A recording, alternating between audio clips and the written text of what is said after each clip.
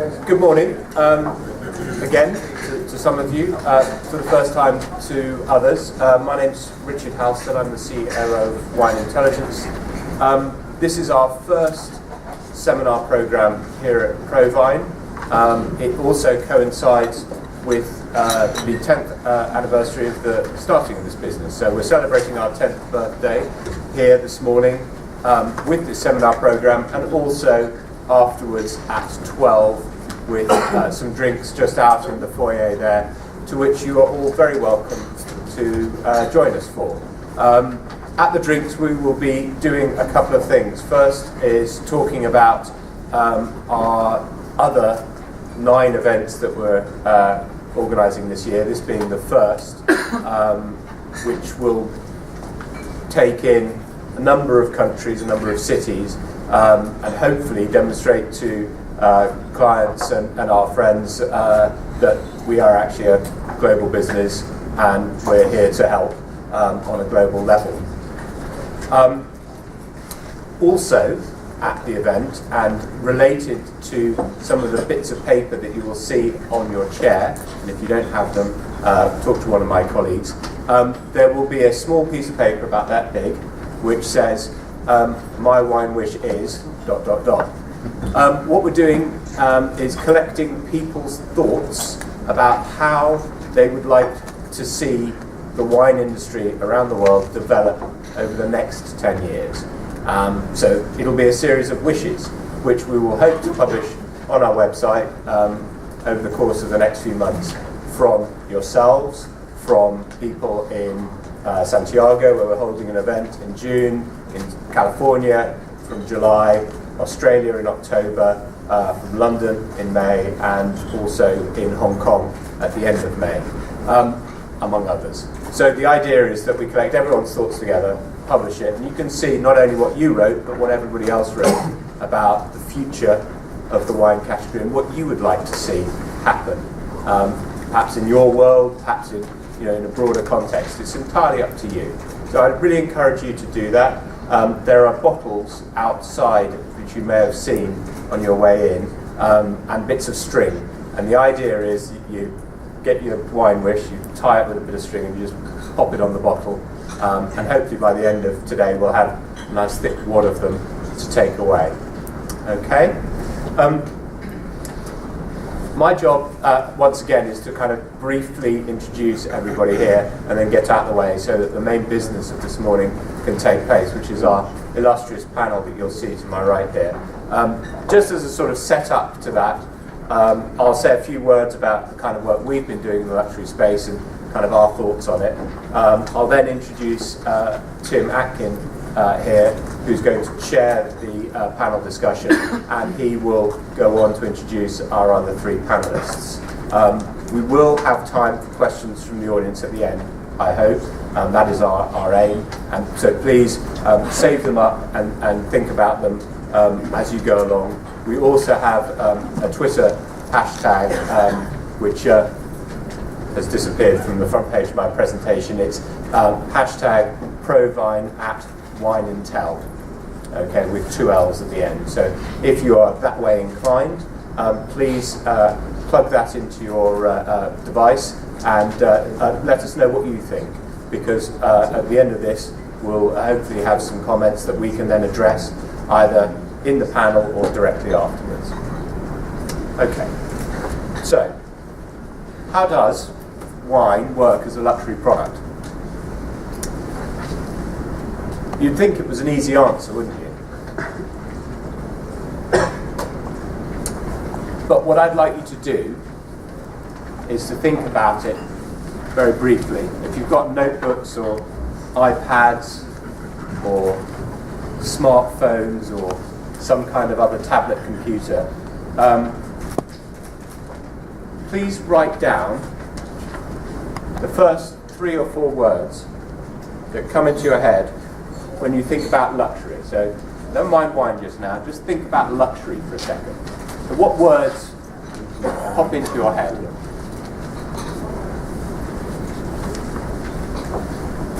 I'll give you about another 10 seconds to do that. That's what's called top of mind research in researcher's world. Don't think about it, just write.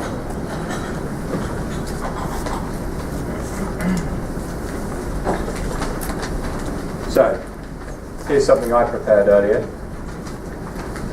This is the words that come into my head. Okay, I had a bit more time than you, but bear with me. So, some of the words that I think of. I quite like unnecessary.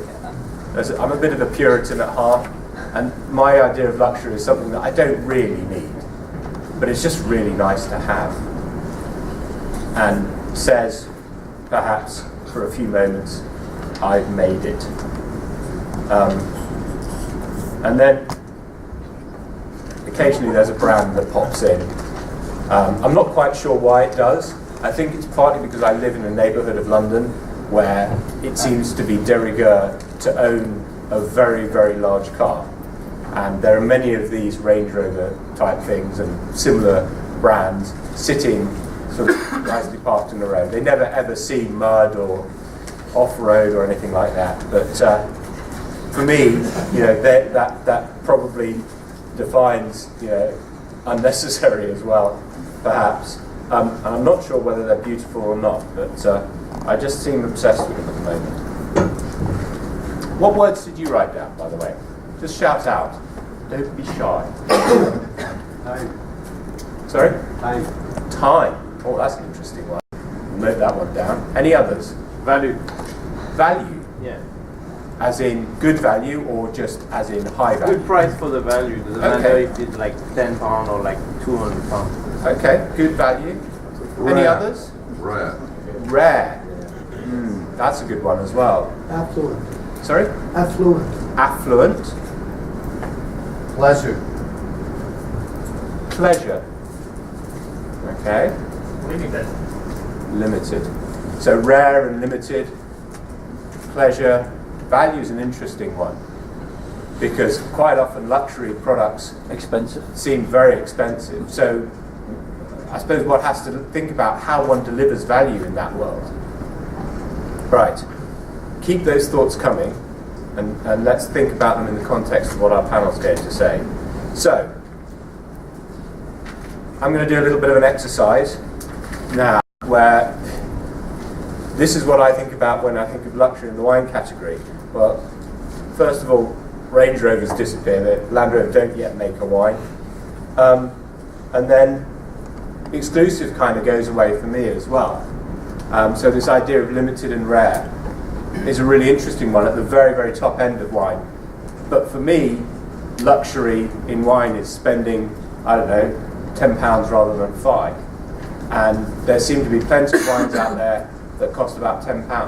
So there isn't necessarily that sort of rarity that perhaps I might look for or might be conscious of.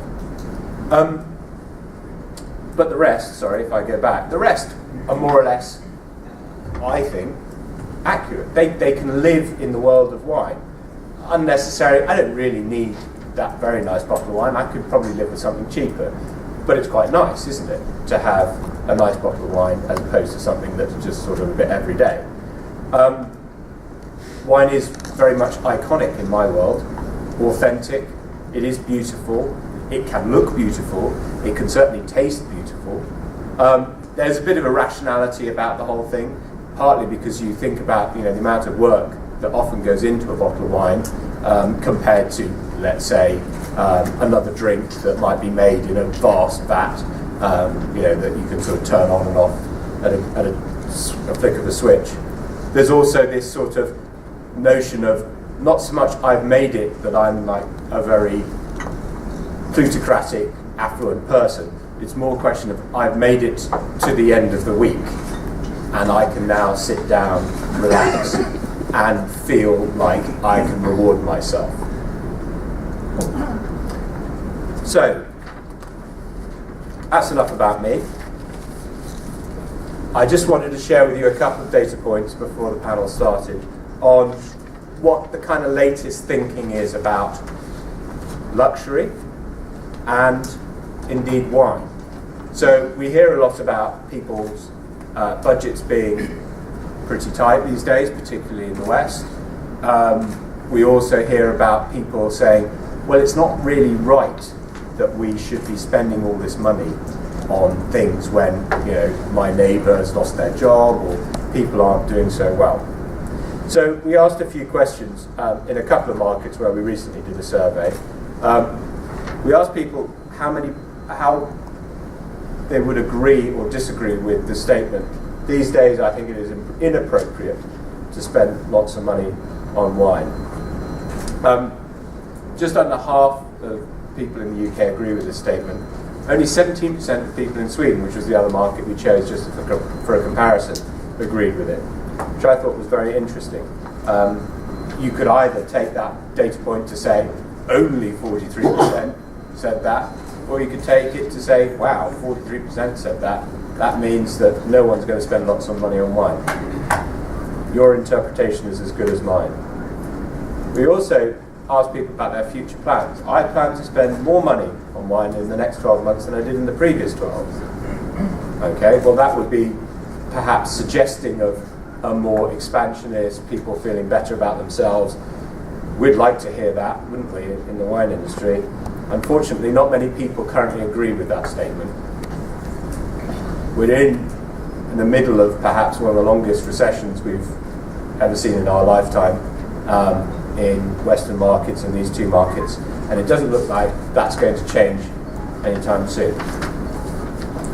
But let's think also about luxury and how it can actually perform in the wine category from the consumer's point of view. So, a couple more statements for you. Good quality wines can come from any wine producing country nowadays. Now, that's an interesting, contentious statement perhaps, but one with pretty universal agreement across these two markets. So there isn't necessarily a limitation in the eyes of the consumer to a certain country, or indeed a certain region of a certain country. Finally, this value thing that you mentioned just now, it's worth paying more for good quality wine. How many people agree with that? Actually, fewer than you might like, or more than you might fear. So just over half of our respondents said, actually yes, it is worth paying more for the good quality. So how does that square with people saying, I'm not planning to spend more money on wine the next 12 months, and people are saying that it's inappropriate to spend more money, when they know that actually good quality is quote unquote worth paying for, there is value there. One question would be, how do you know what quality is in the wine category? And that's something that perhaps we can discuss. So, that's more or less me done. I'm going to hand over to Tim to introduce the panel in a moment. I'm just going to leave you and him with some questions to kick off this discussion. So, if we have these 4 questions that basically frame our debate today. What is luxury in wine? How is that definition changing? Or is it changing? Is it still the same definition that we've had for forever? And can new players actually position themselves as luxury? Or do you have to be around since, 1855, for instance, to be considered a luxury brand? And can wine remain luxury in a climate where, and I'm using the value-seeking word in a slightly different way here, in a world where people basically are wanting to pay less for what they get? And I have remembered to put the hashtag in here, so if you didn't capture it before, here it is. Okay, Tim, over to you. Thank you. I'm going to sit over here. Morning, everyone. Nice to see you. I love this term, icon wines, icon brands. Somebody once said to me, icon brands, is that one word or two? That'll mean something to you who are English, but possibly not to the others. How do we define a luxury good? Well, I do what everybody else does these days, and quickly looked it up on Wikipedia. And someone described it as products and services that are not considered essential and are associated with affluence. I suppose it's the difference really in English. We often talk about things that you want as opposed to things that you need. So a luxury good is probably not something that you necessarily need, it's something that you want or think that you want. I don't know about you, but I think I need wine and I want wine, so it's a slightly different category really. Is there luxury and luxury? In other words, are there different levels of luxury? Some people now talk about accessible luxury, about mass market luxury. It almost sounds like an oxymoron, doesn't it? A contradiction in terms to talk about accessible luxury. There's something that's published every year, and I've only recently learnt about this by Forbes magazine, and it's called the Cost of Living Extremely Well Index. It's not a very snappy title, is it? But anyway, this is an annual survey of price trends for things that are popular for the very, very rich. The 0.001% of the world who don't worry about, spending £100,000 on a car or something. And the prices of some of these things are interesting. A Russian sable coat would cost you about $240,000. These are things that these people actually spend their money on. These are this is the index by which they're judged. A facelift, £18,500. I'm sure you could get a cheaper facelift, but it might end up looking like, I don't know, nothing very good really. A thoroughbred horse will cost you $319,000. A Sikorsky helicopter, essential obviously, $14.8 million for one of those. And believe it or not, a year's tuition at Harvard now is considered a luxury good, a luxury item, $56,000. Wine is not mentioned in this list, but I think you could quite legitimately say that a case of Le Pen, of Petrus, of Lafite, of de Medlavon-Conti, at $25,000 and probably more these days, is it really is a luxury good. So what I want to talk about today is several things, but we're going to start off discussing what is luxury in the world of wine, and I want my panel and also you guys to think about how wine differs from other categories. Why is wine different? I think wine is a luxury product, and I've just mentioned some of those names, but strictly speaking, if we're looking at that living extremely well index, the wines that would appear in that luxury bracket are very, very small in number. We're talking about, I would say, no more than 50 wines, possibly even shoot the person whose phone has just gone. No, I won't, I'm just joking. I'm not a violent person, I promise you.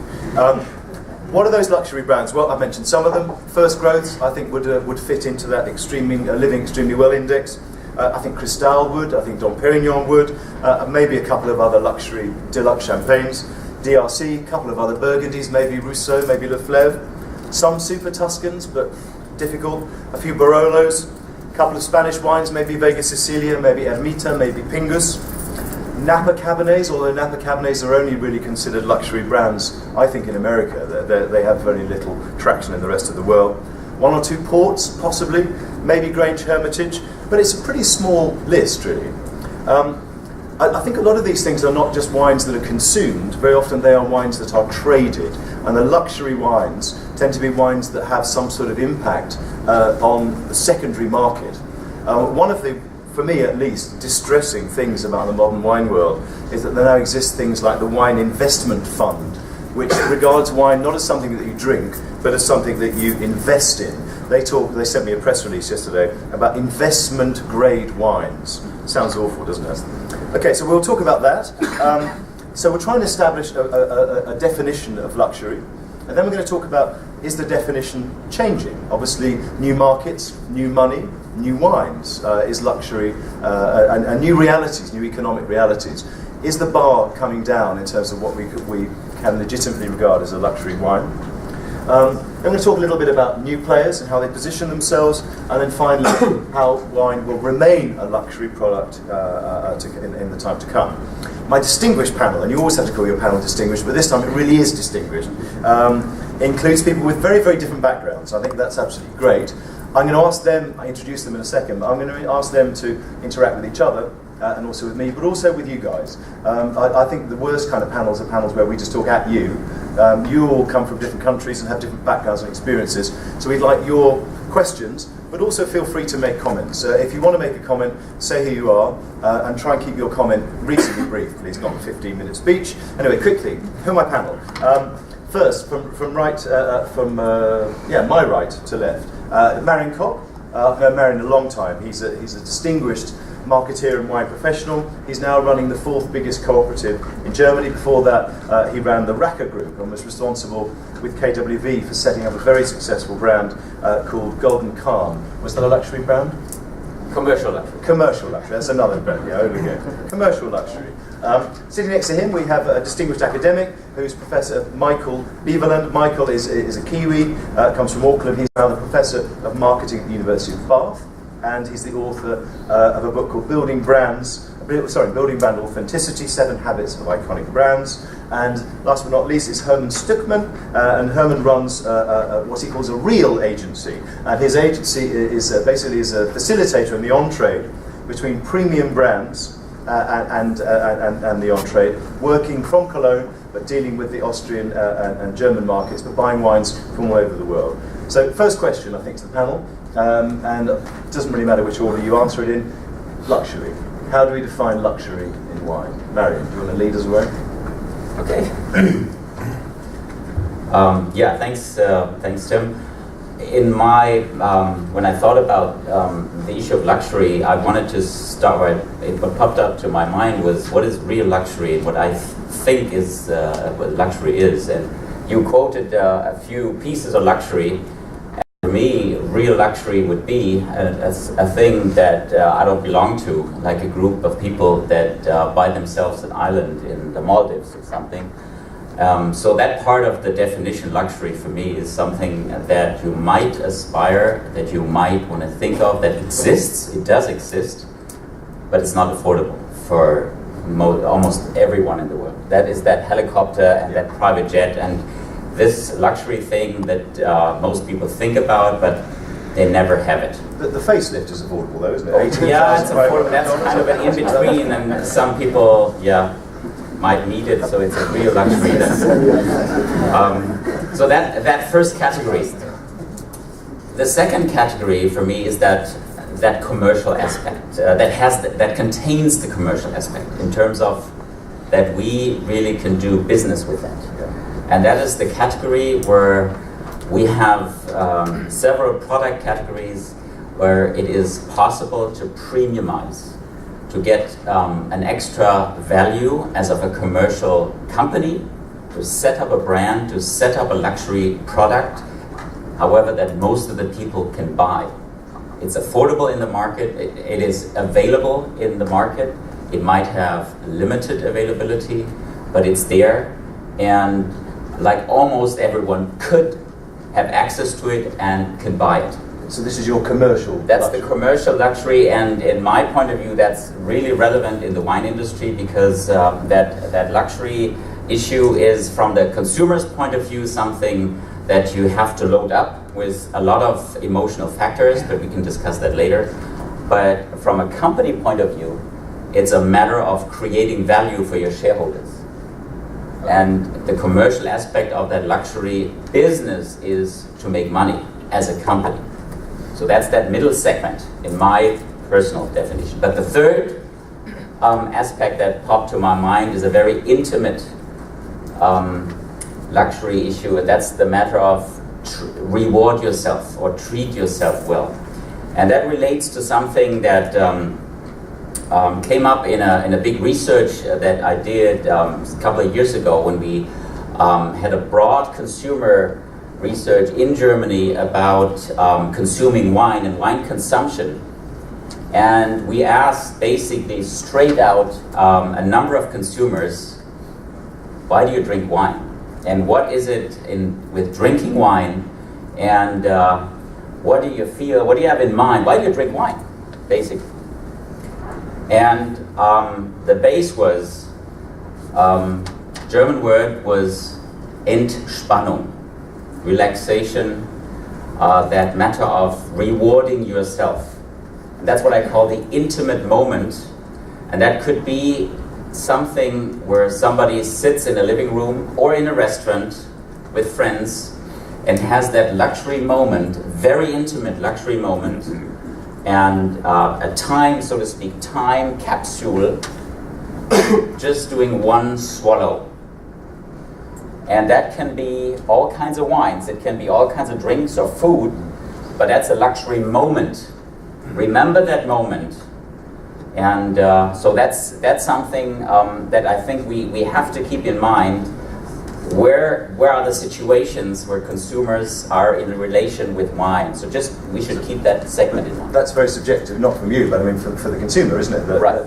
So can you have a luxury moment with a Gallo White Zinfandel, for example? Exactly. And I'm sure. I probably saying, wouldn't choose to myself. I'm saying yes, yes, yes. Yes. Okay. Fair enough. That's an interesting and provocative start, I think. Michael, how would you define luxury? And maybe if you can just bring in a little bit of the other worlds that you've written about. Oh, okay. Or later if you want to, it doesn't matter. Well, I mean, picking up on what Marian said right at the end, I wonder if luxury is a useful term at all.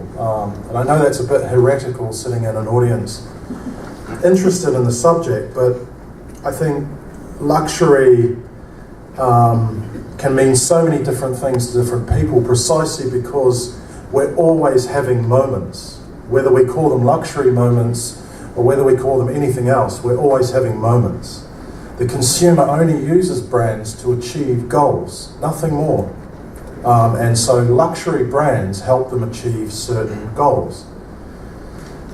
I think if you are looking at some countries, particularly perhaps the BRIC countries, the mass market version or the democratized version of luxury that we've started to pick up on in the 90s and the early part of this century runs very true. Luxury is about a display of my success, of my wealth, of my power, of my connections.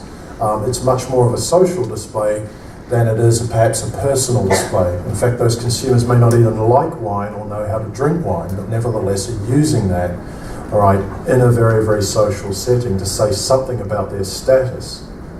I think that play in perhaps the Western world or the advanced economies that are now really struggling is gone. I mean, there are people that can afford that, but I think now it's becoming much more self-focused.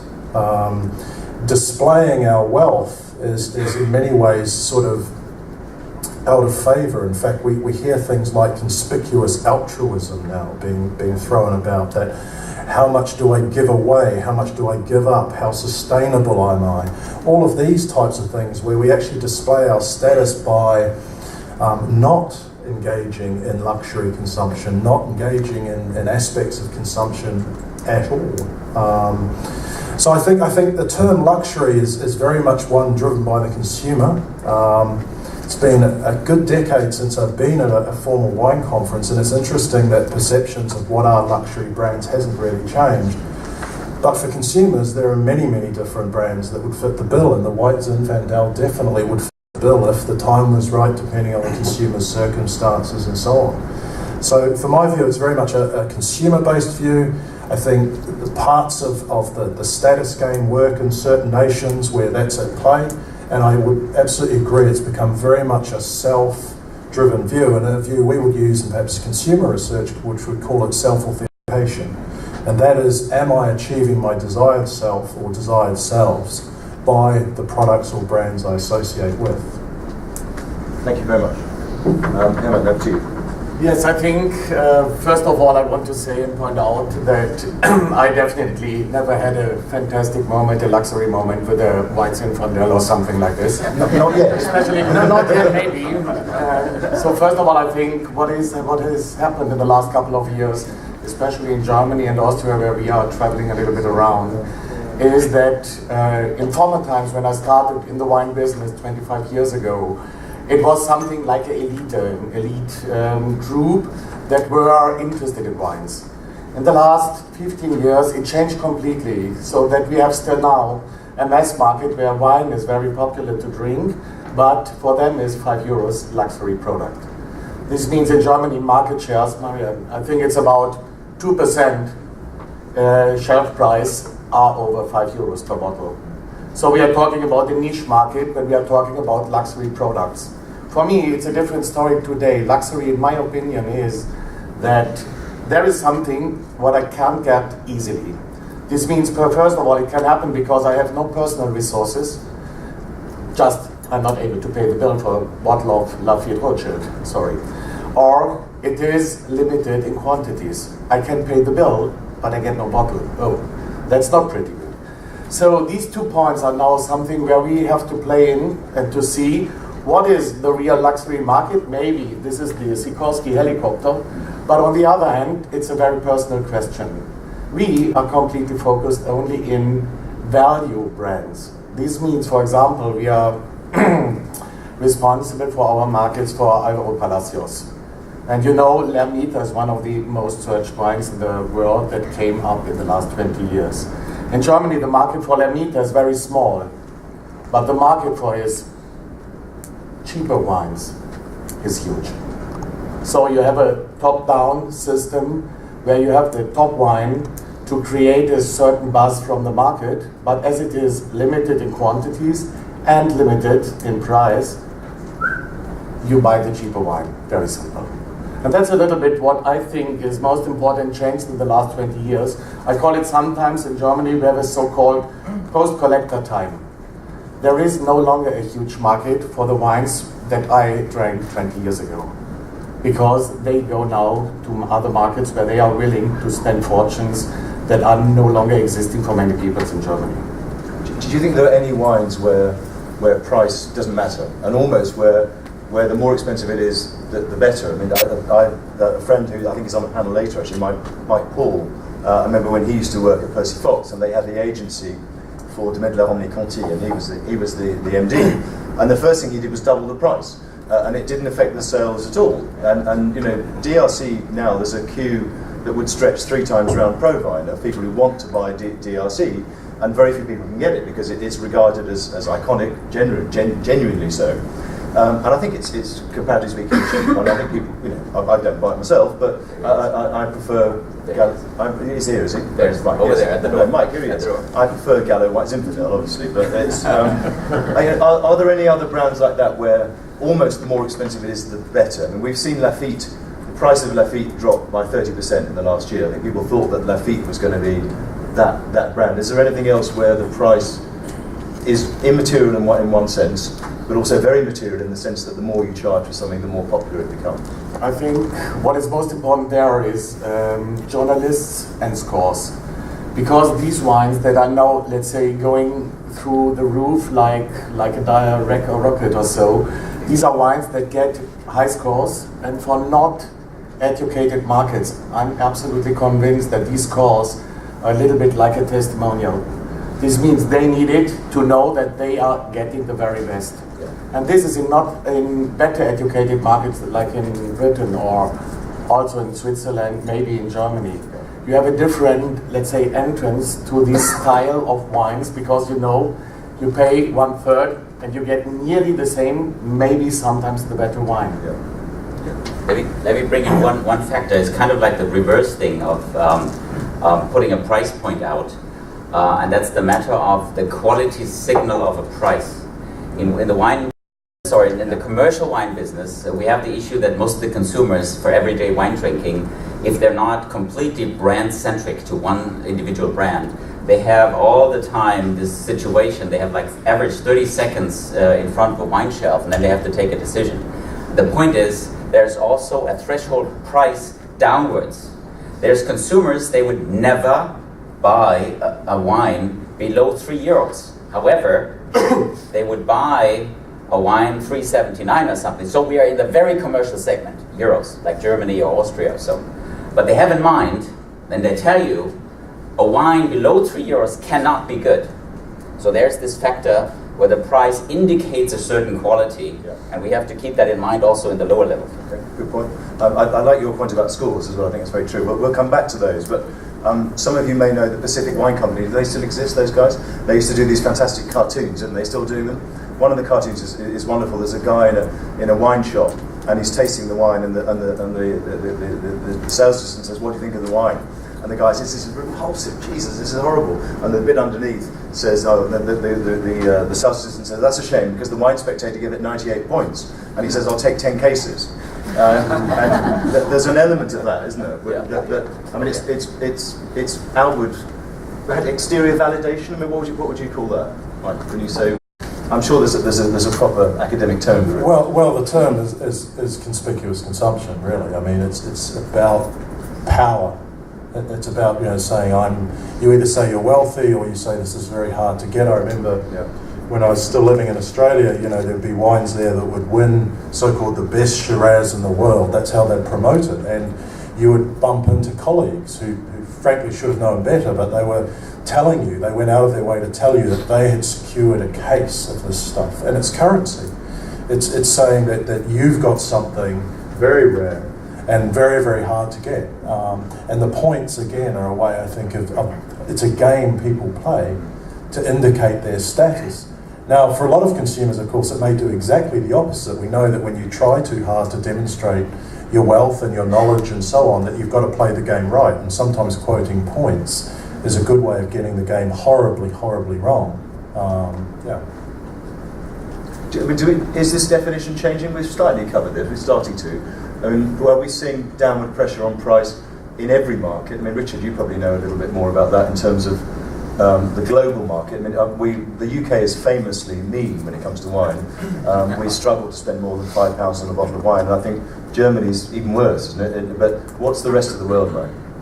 Well, I think I could answer that question, but then hold the rest of the time. So the brief answer.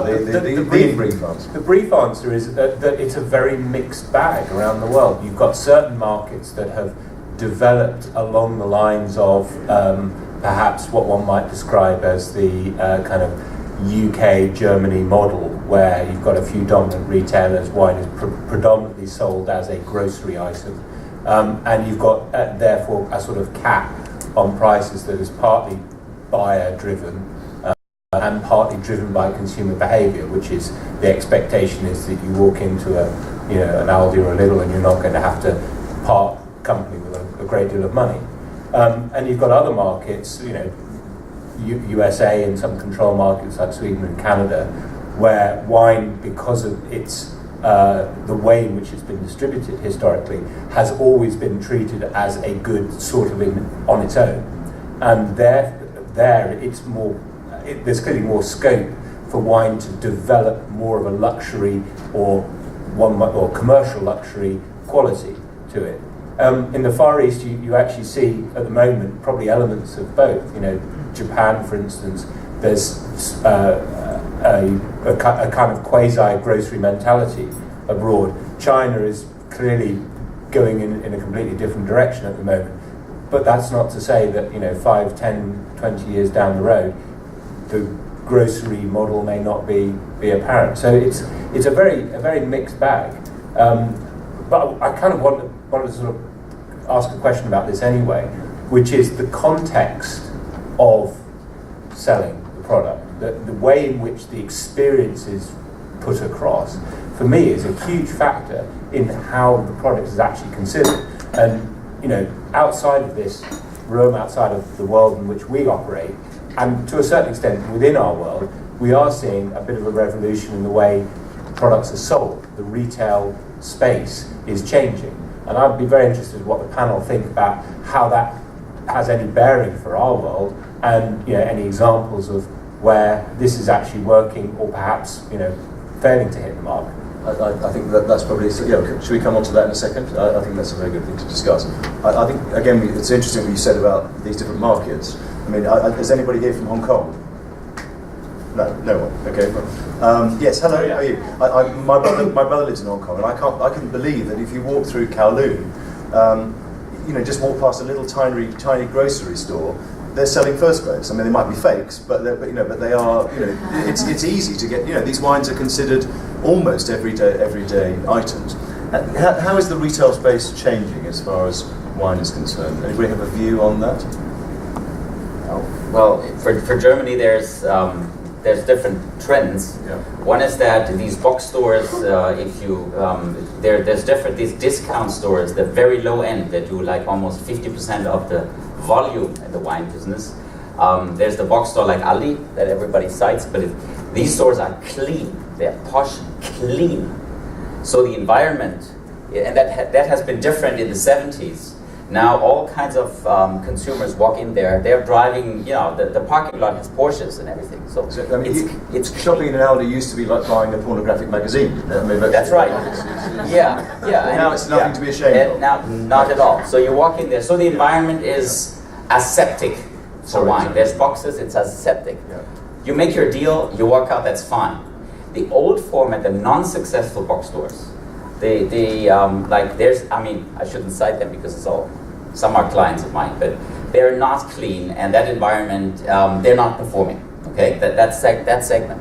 But then on the higher end, the department stores, the successful department stores, they try to set up a wine boutique atmosphere. Obviously, they know they have to invest to tap into higher price categories. Obviously, and there's store formats that work, because the individual, unfortunately, the individual wine stores, the small wine stores, they're dying slowly but steadily. They're dying. But just one point is the winery development. The cellar door sales in Germany, there's also two directions. I mean, they're also slowly dying, but there's one way that you can see that smaller estates that do well, and it's not necessarily VDP, so the high end, it's the modern, where the next generation takes over. They have tasting rooms with very modern appeal. So, and this is where definitely you can tell the younger people, like Markus Schneider in the Pfalz, he built a temple, and people drive there 200 kilometers and pay 50% more. He's not VDP. Okay. So, and then there's others, they are basic, the grassroots, the real old school, and they have to work on that setup, essentially. I mean, Michael, is there anything that wine can learn from other sectors in terms of the way it sells itself? Well, I think in many ways, I mean, it's interesting because I think that to go back to the change in the definition of luxury, I think we've seen a kind of reaction against a really marketer-generated view of luxury, so that kind of democratization of luxury that was very much driven around the notion of luxury brands. And we're now moving into, I think, much more about people wanting to know about the backstory of the brand. And it doesn't really matter if that backstory is true. And if I think about a very successful brand that I'm involved with, which is Hipstermatic, which is an app for your smartphone that basically allows you to take photographs that look like analog photographs, old analog photographs with a digital camera. And they've created this whole backstory around how in the 80s there were only 50 of these things made, that they had real physical form, they were passed around all the people who were known and popular at the time, and then they disappeared. That story is entirely false. Entirely false, but it works. It works for me as someone who still shoots film. It works for people who somehow want their digital technology humanized. And I think lots and lots of brands are in that scenario. I remember there's a great old company in the United Kingdom called the Morgan Motor Company, and they still make everything by hand. They're very, very similar to a lot of the real iconic wine brands. And they know that consumers, for example, in France, think that the car is entirely made of wood. And there are some wooden components, but it can't possibly be made of wood. They've given up trying to correct the consumer. They've worked out that there simply isn't any point. It's not damaging to the brand. It works for the consumer, and the consumer then talks about it, connects to the brand, and buys it. And I think that's the critical thing, is that you can create the sense of authenticity with a good backstory that really places the consumer at the heart of your brand. And I think that's the challenge for wine, because I think we're still, and with respect to them, we're still defining luxury brands in very, very ancient terms, elite terms. And the consumer just wants something to help them achieve some sort of goal, some sort of desired identity. I think that's a good point. What about if you were positioning a new brand? How can new players come into the market to position themselves as a luxury brand? And I think we're going to call this affordable luxury, are we, or commercial luxury? How do you do it? I mean, we've all been at Prowein for a few days. I'm amazed. You walk around the room, how many bottles of wine are in there? You think, God, who do these people sell their wines to? And most of them have terrible labels. Their booths look miserable, the wines look miserable. You know, I just think that the statements that a lot of these wines are making, whether they're commercial luxury or high-end luxury, and it doesn't have just to be a heavy bottle, just something that's a bit more fun and engages. And I think your whole point about a backstory is true. I mean, wine has a backstory. It's made by people. It comes from a place.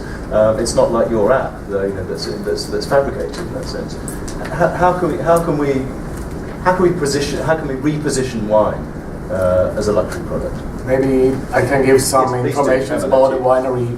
We're very strongly involved in the last 2 years in Germany for relaunching something that was world famous in former times. This is the so-called Prussian Domäne Niederhausen Schloss Böckelheim. Maybe some of the older ones know some good vintages from the 80s, 70s, 50s, 24 and something like this. It was founded as a Prussian domain in 1902. First vintage 1907. Always under government lead, and in the last 20 years it lost the old reputation. Was sold once to a farmer coming from the Pfalz area, and is now sold to a private investor who retired and wants to have this just for his personal luck. And he said, okay, I want to bring it back on the same level as it was famous 100 years ago. And what we see in the first 2 years is there is an extreme price sensibility in the market, no matter that this has a strong story. It is in terms of quality very interesting, but on the other hand, it's nearly impossible to sell in foreign markets without any scores. No matter that it's VDP, and we started really from the scratch with one customer. In Germany, we have now around 50 customers in the first 2 years, but the pull from the market is not strong enough to sell out everything in a week. No matter that the wines in terms of quality are definitely in the dry sector, Riesling sector, one of the best producers in Germany already. And the funny thing is, what you need today, and we see it in our experiences also with international brands, is that you need a package that is 100% round. If you have any edges that are not fitting to a market, that means wrong packaging, this means wrong quality, wrong pricing, wrong distribution, wrong whatever, you get lost. You don't sell a little bit less, you sell zero. And this means you have to work extremely strong on the whole package. And if something doesn't fit, you are really not able to do business in our markets. Quite simple. And I tell you, Gut Hermannsberg, that's a new name because nobody can sell in a foreign country, especially not in an Asian market, something that is called Domäne Niederhausen Schloss Böckelheim. Ehemals staatliche Domäne Niederhausen Schloss Böckelheim. Sorry it's for that, so it's quite simple now. It's not as snappy as Blue Nun, is it really? It was sometimes like this, yeah. It used to taste like Blue Nun. No. Thank you. I think a part of that story, part of the marketing, has got to be websites, and the way social media is used. I mean, that's the next panel, so we won't talk too much about that. I think we've kind of done the fourth point because we basically said that everything is luxury really now, isn't it? Because it's subjective. That your Chateau Lafite is my bottle of Pied d'Or. So we've kind of done that. I think what I'd like to do is just open it to the audience really, ask if there are any questions or comments. A comment is fine. If you're asking a question, could you just say who you are and where you come from? Or not, if you don't want to ask a question. Yes, gentleman there. Hello, I think the microphone is on its way. Sasha's bringing the microphone. I'm from Belgium. I work for a wine agency. And I'm a bit amazed what has been told here. I think in my opinion, what I expected to hear today was more Europe has problems. We are losing our economic power to Asian markets. And what we see in Belgium is that wine used to be easily sold at 10 euros, and now it's 8 euros, and I think it will go down. And so in terms of luxury, I think for pricing, for Lafite and all those other things, it's okay, I agree, that's another different type of luxury. And I agree also with the panel with saying, okay, you want to belong to a group and you need to do some branding. But underneath all of it, I think I'm missing something here. I'm missing vertical seeking. I don't know what you like branding. I know it's important, but underneath everything there is something what doesn't come out here, and yeah, it's I don't know what your regards are towards that. Michael, what is vertical seeking? I don't know what that is. Can you just explain what it is? Do you mean by vertical seeking? I think you stay a little bit superficial about what is luxury and how it compels to the European market. I don't know what the expectations are of other people that came here, but I think you stay a bit on the surface of things. You all have a marketing background, and it comes out that okay, marketing is very important, but underneath everything there is a deep problem coming to Europe, and how do you position, how do you arm yourself to that? And okay, I think that's a good question. Can we let's try and get less superficial. Yeah, I think. I mean, if we're talking about price of course is a marketing tool, but I think it goes to the fourth question, and I think a lot of the research that I started to see even a few years ago from consumers around the world that were really suffering this problem. It's a little bit more extreme in some parts of Europe, but as a result of the global financial crisis, this value didn't mean cheap. Value didn't mean price. It was, as the gentleman earlier, I think, pointed out, really a discussion about how much you were prepared to give up and what you were prepared to get back. And so sometimes people would spend more if they knew that the value would be delivered over a longer period of time. So a classic example, in fashion now, a lot of people are trying to create tomorrow's vintage pieces today. The idea that your clothes aren't throwaway items, but they are going to be things that will last as classic pieces and possibly even have a second-hand or tradable value on a market in a few years to come, is relatively new, even at the mass market level. So people are pricing this pretty sharply.